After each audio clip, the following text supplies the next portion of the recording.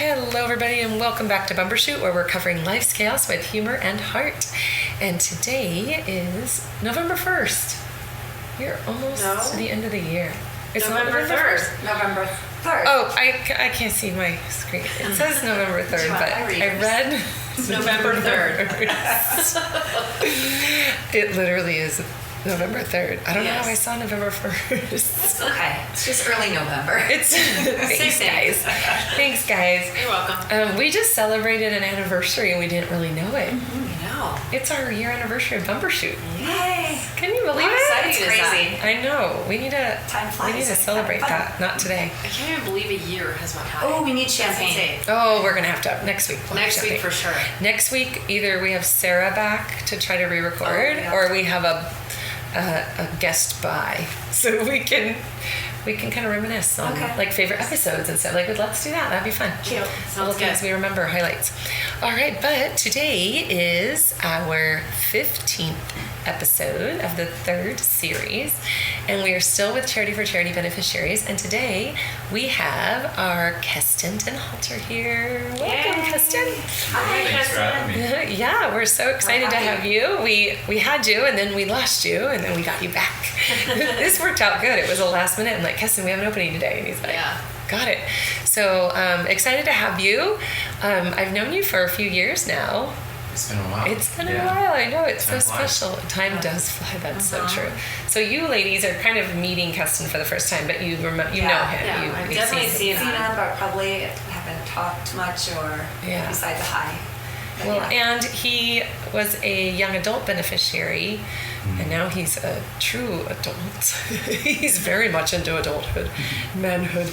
So I'm just gonna start by asking, like, what age were you when we met you, and what do you remember about that, like, phone call to probably your mom? Was it your mom? So I was the 2018 beneficiary, young adult beneficiary. So I would have been 17. Yes, 17, yeah. And now and I was still in the thick of everything. And now I'm 24. Nice. So time flies. Yeah. And I think. So what were you in the thick of?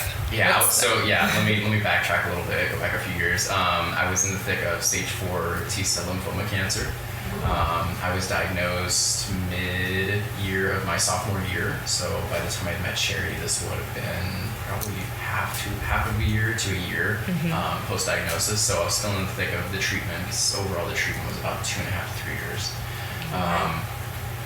And I know when we had gotten the call, it was something totally unexpected, because everything was a whirlwind, just focusing on chemotherapy every day and just trying to survive sort of thing. Everything else in life kind of gets blown to the side.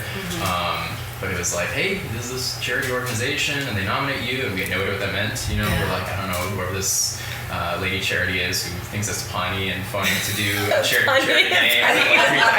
We're kind of looking at it like, is this real? Is this legit? that's so cute. I love that. That's hilarious. I've had a lot of people say that. Funny, I've never heard that. I love it. She had a name change.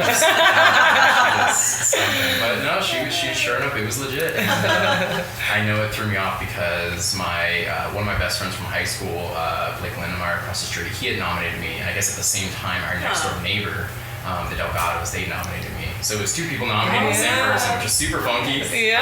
But lo and behold, we got the call, and again, we didn't have really any idea what to expect, but it was just like, hey, we'd love to meet you, and let us know what your passions are and what you're excited about. Oh boy, no idea what to expect. And we honestly, I think we're going to say no originally, because it would just seem like too much. Like, we're like, how are we?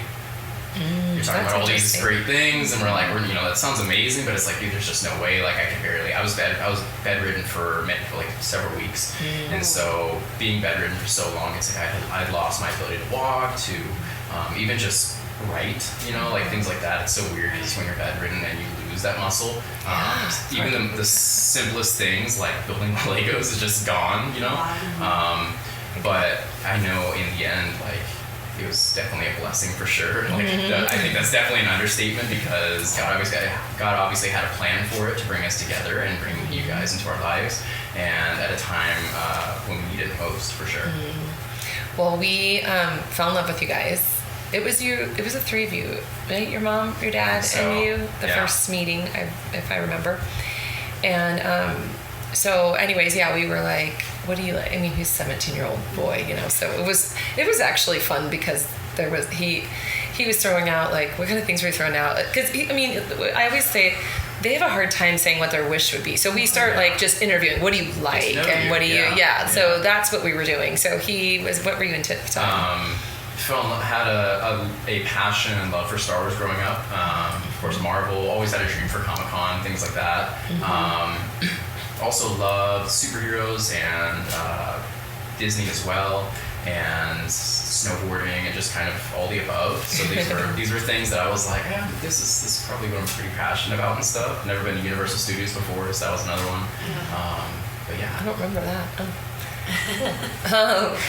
So we interviewed them, and then his parents, like, they're just amazing, and they everybody clicked so quickly, and we just bonded. And so tell us what it was like that first Stars of the Valley, that you were the star of the show. What is that like as a teenager? Because that's kind of a perspective I don't think we've heard yet. I think it was weird because I genuinely walked in and had no idea what to expect. Prior to this, I was in JRGC and stuff in high school, so it's like I'd done like military balls and stuff at Pechanga.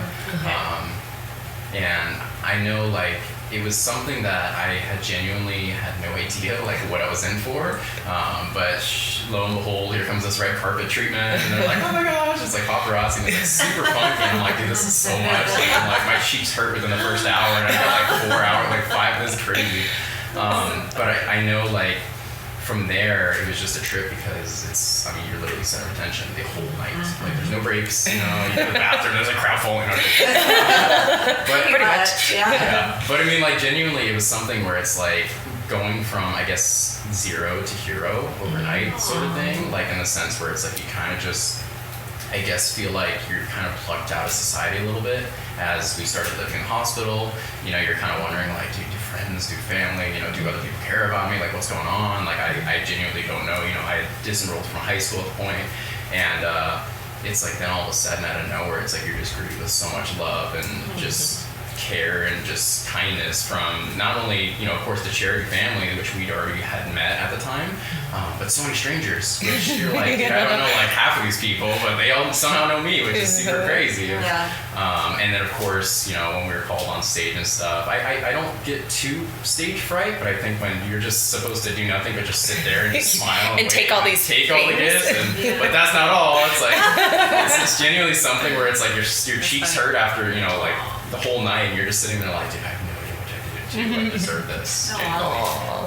And so it's truly a magical and like just amazing and miraculous experience, because you're just sitting here like, wow, this is something that I didn't even know existed, and it's something that is just so just filled with love and kindness and just joy, because you're just like, wow, like in a time where I'm like going through so much hardship, and you're just like, dude, I don't know if I'm ever gonna live a normal life, like I don't know what this looks like in the future. You're seeing all these things come, and all these people come together. That's another thing. All these people come together who genuinely like were there to give the gifts to you, to make these dreams a reality, which honestly is so moving in itself. You are so well spoken. You really are.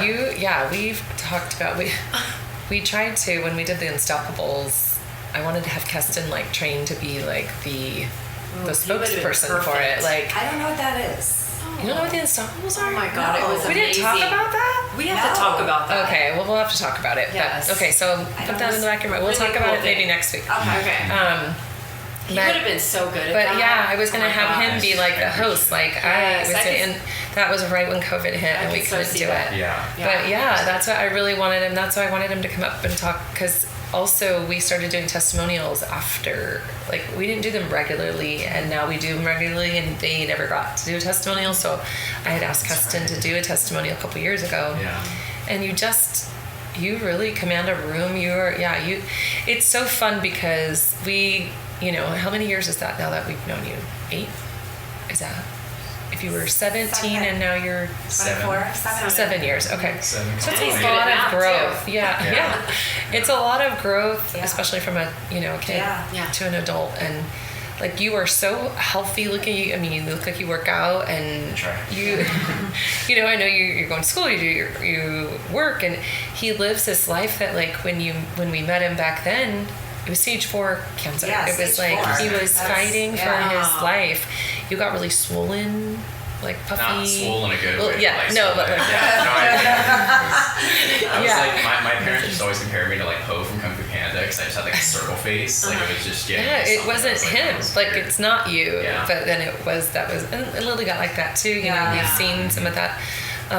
But yeah, and then just to see you as a grown man and like thriving, it's just, this is one of the million things I love about doing what we do, because we keep you as part of our family if you let us, so we get to follow your journey and support you and pray for you and all the things along the way. And so to see you transition into an adult, and then obviously we'll all be invited one day to your wedding and all the things, like, it's just so cool.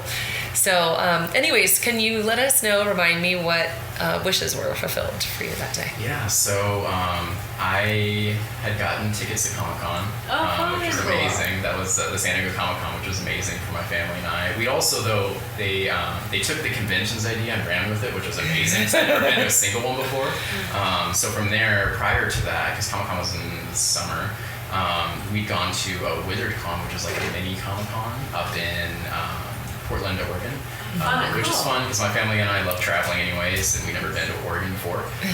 So sure enough, we went to Portland, and like, it was amazing because that was something that my family loves to go, and I'm just still relearning how to walk at that point. Like, I barely even make it down the street, so they're just like, let's go, and I'm like, dude, I gotta take a break. And they're like, we gotta check out the city. And so it was such a blast there, and then we also got to do MorphiCon, which is Power Ranger Comic-Con as well, and have guest passes with Tracy and Cruz. Yeah, the yellow Power Ranger. Oh, that's cool. Yellow Power Ranger. She came to Stars too. She It was amazing. And then also Universal Studios annual passes. And then last but not least was a Disney cruise, because my family had never gone on a cruise before. So we always pondered it and thought it would be really cool. Hey, we did okay on that. No, it was amazing for sure. You guys rocked it. No, we were definitely blessed there, and it was each experience was so amazing, because like, it was finally an opportunity for my family and I to be together at that point and enjoy something rather than sit here and talk over therapy or like something about cancer, or just trying keep the spirits up. It's like, it's something out of the hospital.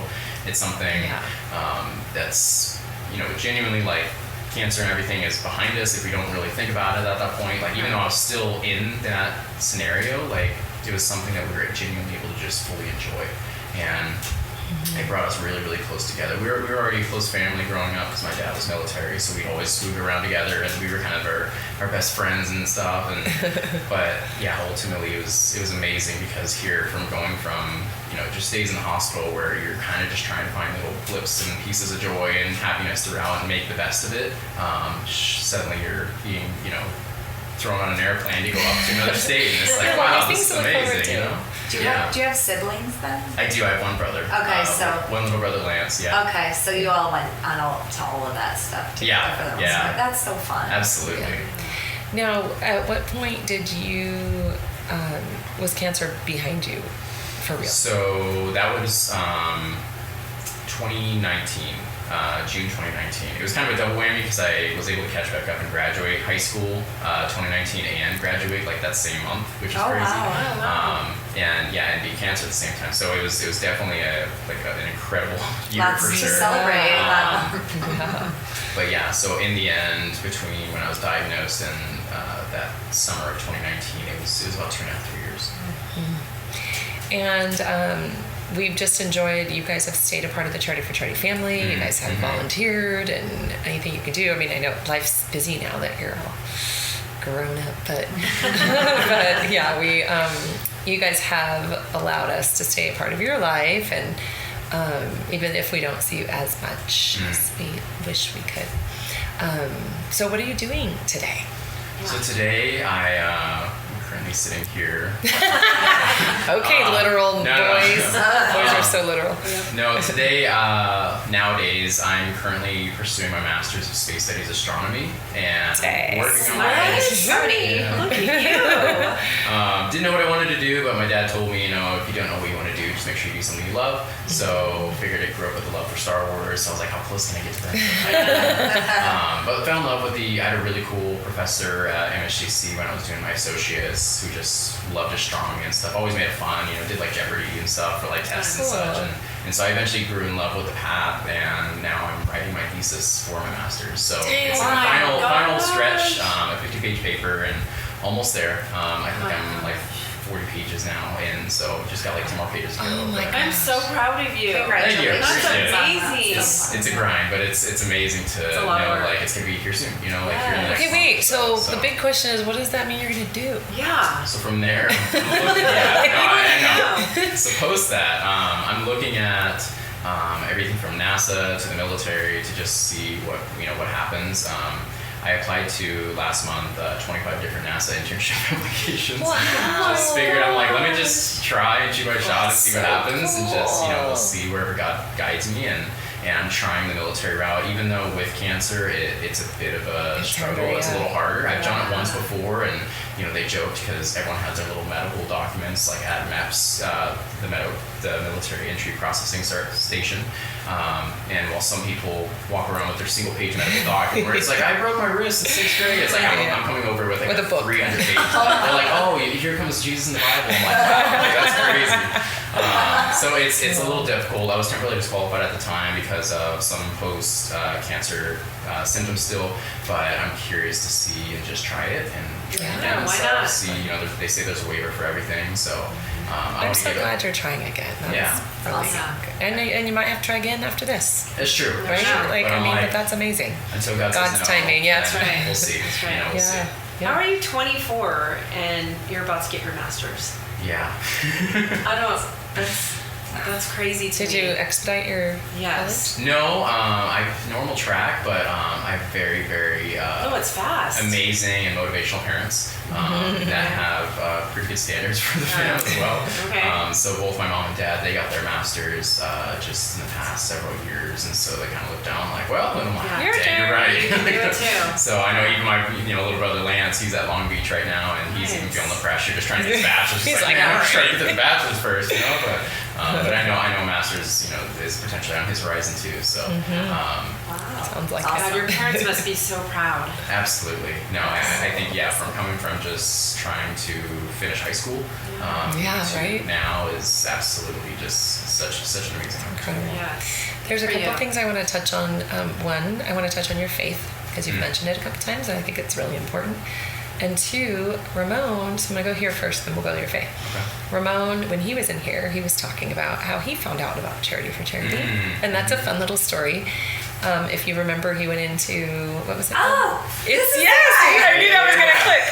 It was his dad, Brandon, that was in, what's it? 511. In 511, the store. And that's where Ramon started talking to him. Oh. And the kids both having cancer. And then he said, have you heard of this organization? I remember that story. Remember? Yes, I remember that. But it's like so beautiful. This is why we stay localized for this reason. Community. Because it is about the community and the networking and the supporting and all the things. So anyway, that was a fun little tie together. I knew you guys would like that too. Cute. And listeners that have listened will also like tying that in. Okay, so you're 24. You've been faced with close to death, the struggle of fighting for your life, and you have your faith.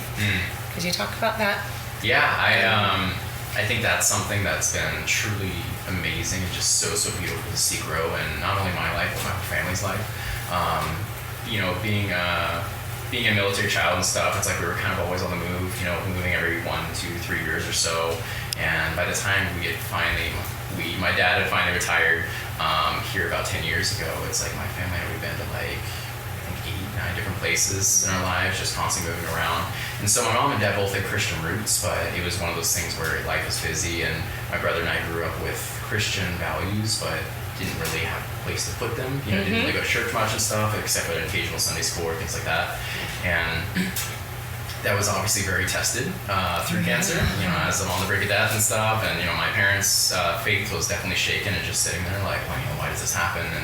And ultimately, I think it was beautiful because I think after going through what I'd gone through and kind of coming back from it, it's like it truly made me just think bigger and just think like, wow, like this is something like that you truly have kept me alive for a reason, And ultimately, I kind of realized like if your heart's still beating and you're still breathing, God, it's not done with you yet. He still has a plan for you. Right. And so that was something where I'm like, obviously, I don't know yet. We'll still, I'll get back to you in 10 years and let you know. But ultimately, from there, I figured I was like, I need to start growing in my own faith, and so I dusted off my old Bible in my library that my grandpa had given me and just started reading page to page, and had gone through it once and cover to cover, and from there just had no idea what to do. But eventually a buddy from high school had invited me over to his church, and so I started getting connected there, and had gotten saved over at a spring camp with him, which was amazing. And awesome. How old were you? This was 21, 22, so 2 years ago. Yeah. Nice. And even though I, was still kind of an infant in my Christian walk sort of thing, it started beginning to click and make sense. And the next thing I know, I remember buying my first Bible, and I remember just starting to have these conversations with my family as well.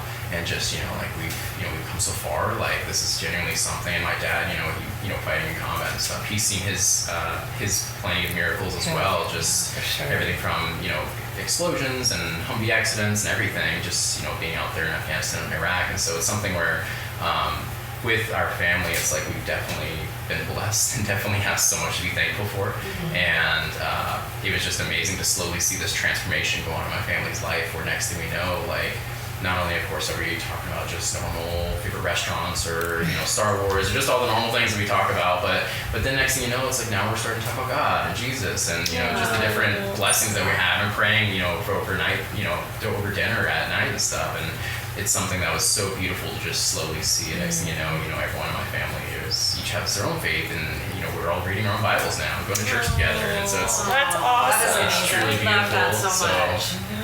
Where do you guys go to church? Shout out to the Orchard. We go to the Orchard. Yeah. It's a pretty good church. People who go there. It's growing. Bunch of my neighbors, Yeah. They love it. God's doing amazing things there, and it's awesome. So now, I've kind of come full circle, because now, knowing everything I've gone through in high school, I'm actually a high school group leader there. Oh my gosh, really I love So I kind of figured out, I was like, that. I'm gonna go full circle and stuff. Yeah. And so it's been a blast. I was kind of thrown with seniors this last year, so they graduated. So now 3% of my peers, and I'm like, this is funky. And now I started over, so now I'm with freshmen again. So I'm pretty much just very cool. Ideally going to grow with them over the next 4 years, and excited to see where they go. That's so awesome. They are so blessed and lucky to have you there. They are. Cool. Yes. I love it. Cool. I love it. Oh my gosh. I really like you. Me too. You sound like me with Brandy now. I really like you. I do too. You're an awesome person. Oh my God, I'm like choking up a little bit. Yeah. That's incredible. What a testimony you have to share. Yes. That's really cool. Yeah, absolutely. Wow. All right. So, looking ahead, we kind of know. Oh, you have NASA socks on. I do. I gotta represent. Oh wait, guys, where are you taking classes right now? Like what Your college master's. are you going? So right now I'm going Good question. to an online college on the East Coast called American Public University. It's also known as American Military University. So that's where my dad did his degrees. Cool. My mom, and then eventually COVID hit. So again, I had finished my second year at MSJC when COVID hit, so kind of didn't really know where to go from there. But they were like, "What was the college we went to?" So I was like, okay, I'll just follow suit. And ultimately, yes, That's really cool. It's been an amazing university out there Yeah, for sure. perfect. Mm-hmm. So I have a question for you. So if you had the opportunity to talk to a room full of kids that had cancer, how would you, what would you share with them about your journey and how you feel like, because, sometimes when we go through it, we don't know what we need or we don't know what will encourage us until we get through it. Yeah. So I just wonder, obviously everyone's journey is their own, so there's not a blanket thing that works, right, to motivate everybody. But you have your own perspective and experience with it. So what would you share with them to encourage them and maybe give them hope? I think from one cancer person to a room full of others, I would say in the hospital to definitely don't say no to the chocolate milk. On a serious note, I think I would tell them that life is going to change and everything's going to feel like it's upside down. And you're going to be kind of plucked out of society, and it's going to be scary, but that's when your faith is truly tested. And if you haven't found God, you'll find him soon. And because ultimately you kind of have to grab onto anything you can when you are fighting for your life, sort of thing.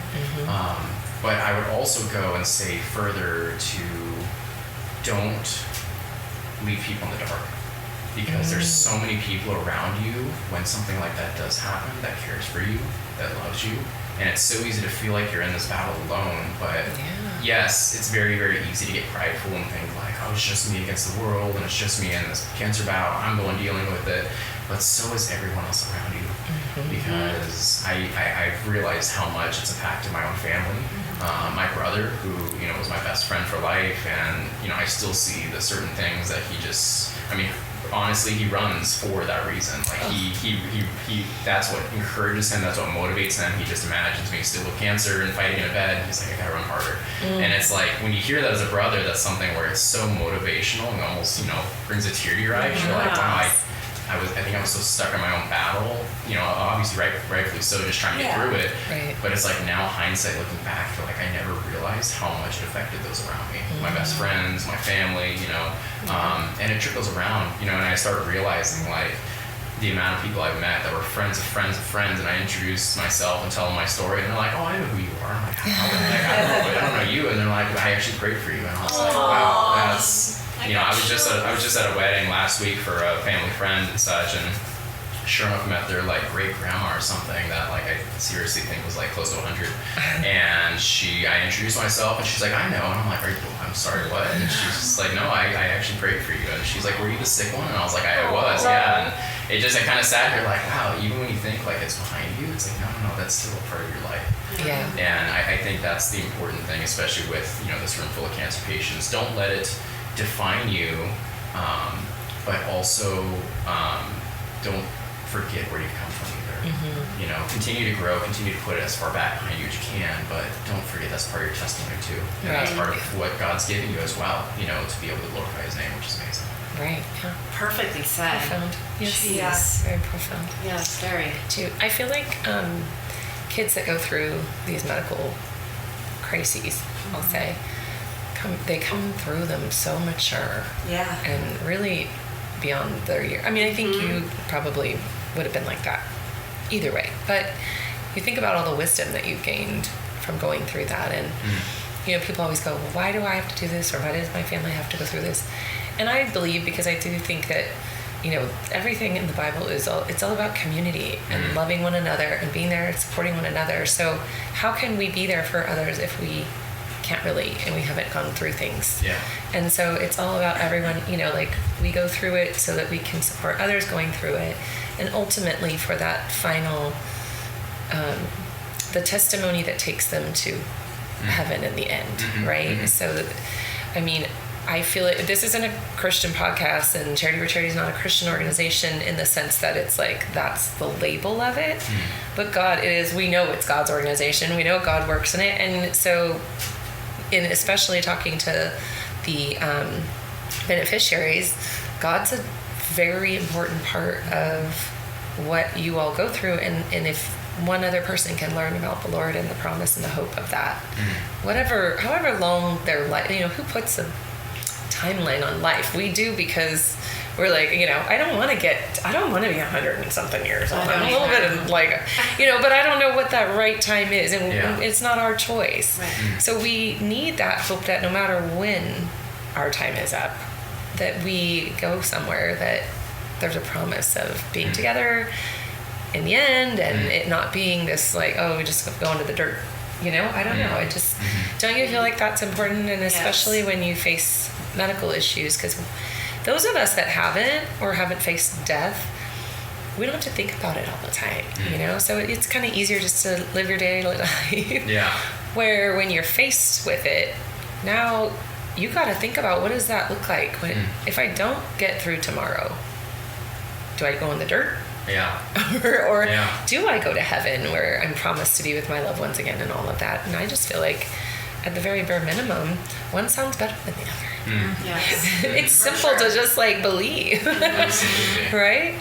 So I love where you're at and I love where you're going, and it'll be interesting because the space world, I mean, is that a world that really has that kind of faith, or is there more science? It could be very Scientology based. I think the beauty that I really love is being able to bring my Christian faith into the science world.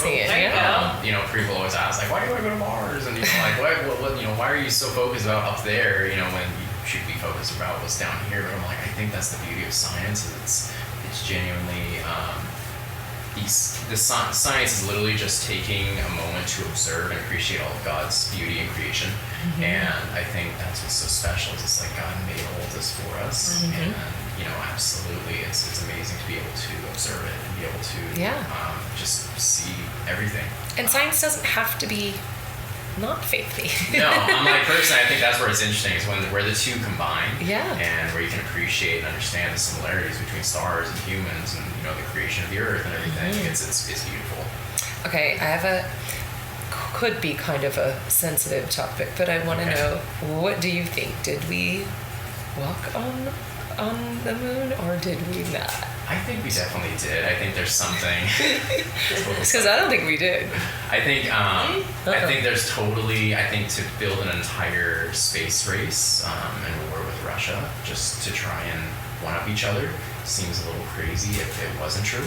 I genuinely, I think it's a concept I could definitely go very, very deep into. I would say on a very surface value and stuff, they talk about this otherworldly effect, and it's very interesting because, outwardly, astronauts talk about this all the time, where every time they actually get that first glimpse of Earth, they immediately have this almost out-of-body experience.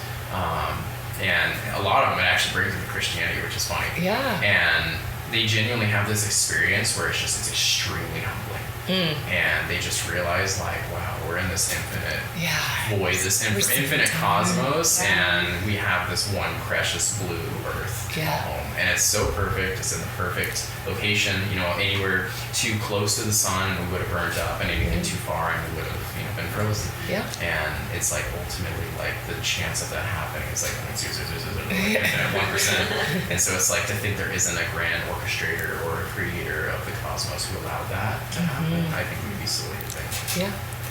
Yeah. Cool. I just thought that is cool. Like, I think just a whole different perspective. I never thought of. That's so interesting. Yeah. I love it. Wow. Do you guys have any questions for Keston? I have one. It's like kind of going back, but like, how did you find out when you were first diagnosed? That's a good question. So that's an interesting one. As I mentioned, I was in JRTC, and I had uniform inspection that day. Or sorry, let me go back a little further. So my family always enjoys Thanksgiving out in Arizona. We have an amazing, loving family out there, and we always Mexican restaurant out there called Dos Amigos. Check it out if you can.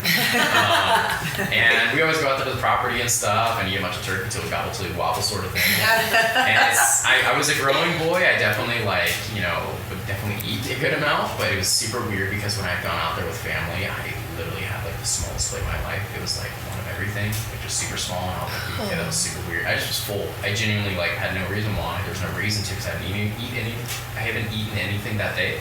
But for some reason, I just wasn't hungry that day. And so that was kind of a red flag. My parents were like, that was weird. That never happens. Eventually, I've gotten home, and I think my brother and I were doing some Amazon Christmas shopping a month prior. Like, oh, dude, let's go. And my mom was noticing my breathing was a little funky. It was kind of arrhythmic. It wasn't very in sync at all. And eventually, the next day, when we got back from Thanksgiving break, I had a uniform inspection for JRTC, so I totally got dressed. I was totally ready to go, and I sat there and just kind of had sat down on the stairs, and I looked at my mom, and I'm like, dude, I feel like crap. And she knows I'm not like a person trying to play poker or anything. I was a good kid. So she's like, I was going to say, I've seen a couple red flags back and forth, so that's a little weird. So she's like, okay, I totally believe you. Let's take you into our local urgent care. And so they brought me in, and so they did some tests, and eventually they brought up the stethoscope, started listening to me, and then, one of the nurse practitioners was like, oh, interesting, and leaves the room. And somebody else comes in and listens, oh, interesting, leaves the room. And 5, 6, 7 people come in and out, saying the same thing. We're like, what the heck's going on? Yeah. So eventually we stop one of them, and it turns out it's the doctor again. And we're like, hey, what's going on? Why are they coming in and out and stuff? And he's like, oh, I'm so sorry. We're actually taking this opportunity to let all of our nurse practitioners listen to a living kid that's breathing out of only half a lung.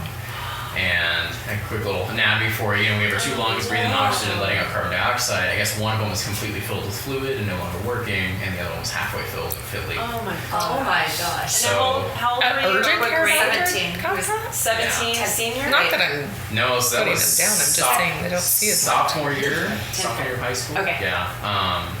And it was something that, it was just super, super funky. I mean, you were pretty healthy considering you were on half a lung. Yeah, your it was symptoms, super right? funky. Wow. Yeah. And it was just super, super weird. And I was kind of shocked too, like for them to be able to find it. But I mean, with a stethoscope here, they could probably hear the curdling and everything, and just kind of hear it, and they're like, what the heck's going on? And so immediately they're like, okay, well, we've got to ship you out somewhere. So they're like, we got rabies or Balboa. So my my dad being military, he's like, let's go to Balboa's Naval Medical Center in San Diego. So I was thrown in an ambulance, drove down there, and when we got there, they had stuck a chest tube into the side of me to drain out all the fluid. I think in the end it was like 14 liters or something. It was crazy. It was a lot. Gosh, so, that's a lot. Yeah, and from there they did a quick diagnosis and did some scans and realized, hey, you have stage 4 lymphoma cancer. And surprise! Hey. And from there, that's where they had thrown in my port to be able to administer the chemo to my body, which went right above my right chest. And from there, just the whole grind started. Wow. So 2.5 years worth and such, and everything from chemotherapies to a couple sicknesses in the hospital, from C. diff to coli to fungal infection in my spleen, like just several little hiccups here and there, pancreatitis. But did you have to do radiation as well? I was fortunate I didn't have to do radiation. I know a few people that did, and I'm like, that's a whole other world that I can't even imagine. Mine was just chemotherapy. Okay. I say just here. Yeah, it's still a lot, big. Yeah, it's still a lot. I was gonna say that's a whole world that I'm not too familiar with, but my treatment was just chemotherapy through. And so it killed all the cancer. Yeah, killed all the cancer. And I think that's what's so deceiving about radiation and chemotherapy is even though cancer may look gone, and it may even look gone in the first few months, they're like, well, cancer loves to hide, and so they're like, just to be safe, we'd rather keep going for another year potentially if it takes, just to make sure they truly kill all of it, then stop, give it a couple months, and then it has a chance to relapse. So So do you get tested still? Yeah, it's so when I rang the bell 2019 for being chemo. We were there, by the way. Oh yeah, What? so you guys were. Really? Charity represents San Diego. Allison, me, and Lori, I think. Yeah, and he had they had a hat ringing on the bell, so we all had different hats on. I was wearing Captain Jack Sparrow hat. So You're gonna have to post that picture. Oh yeah. Yeah. And so. Sorry, I love it. What was the question again? Tracy? I forget.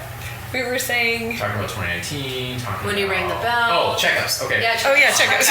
I know, I'm like... So once I rang the bell in 2019, the biggest risk it's different for every cancer, the biggest risk for stage 4 lymphoma cancer is it's within 5 years that it has a chance of relapsing post chemo and cancer-free date. So that was April of 2019. So I had until April of 2024. Last April. Yeah, pretty much. So we're going 6 years in. Yeah. But it's something. Thank you. But it's something that within those next 5 years, that's the biggest chance that it has a chance to come back. So they do. I think the first year they did a checkup like once a month. And then as it goes on, closer to 5 years, they start breaking it up. So eventually it's like 2 to 3 times a year, and then like just twice a year. And so now I'm pretty much just once a year, which is great. It's crazy, but I literally remind myself like, oh crap, I haven't been seeing it in a while. I probably should go check it out. So now you're an adult, you go by yourself?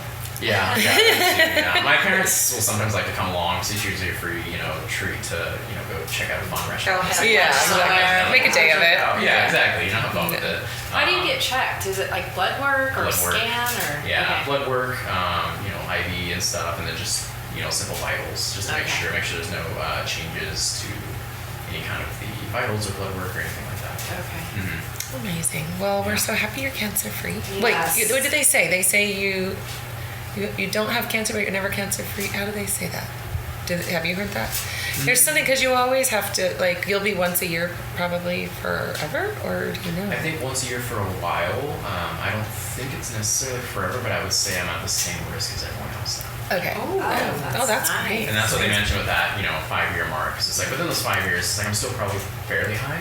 But the moment I'm past this 5 years, then it drops drastically to where it's just like everyone else. That's awesome. That's amazing. Okay. At 6, so yay. Yeah. What a blessing. Yeah. I know. So happy for you. Absolutely, thank you. Well, we know God's He's not done with you yet, Yeah, right? I know, And right? I want to say He's just started with you, but not really because He's been working with you for this whole time. So it's pretty exciting. And that's what we love, is just watching you all. Mm-hmm. All the things. So anyways, all right, well, that's all. We will be back next week, but we thank you, Keston, for coming and joining us. Thanks for sharing everything. And Thank you so much. maybe we can have you back again. And once you get your job at NASA, and you can talk to us about that. Thanks for having me. And and then next week, I think right now we might have Sarah back because we've been trying to get her back. But if not, we'll go through the last year because we celebrated a year. So we'll do a little celebratory episode, a little detour, celebratory detour. All right, you guys, thank you for listening. Don't forget to follow us on Bumper Shoot Charity on Instagram and subscribe. Yeah, like and subscribe. Yes, please like and subscribe. Yep. All right, we got our first $2.57. Thank you. Which made us We're going places. we earned something. So we're gonna use that to buy our champagne for next year Yeah. at the dollar store. We can buy one of those little sample sizes, and we all share it. And a stick of gum. Yeah. So anyways, well, either way, we'll either do, we'll figure it out. Yes. All right. Thanks for listening. Love you all, and we will be back next week. Bye. Bye. Bye.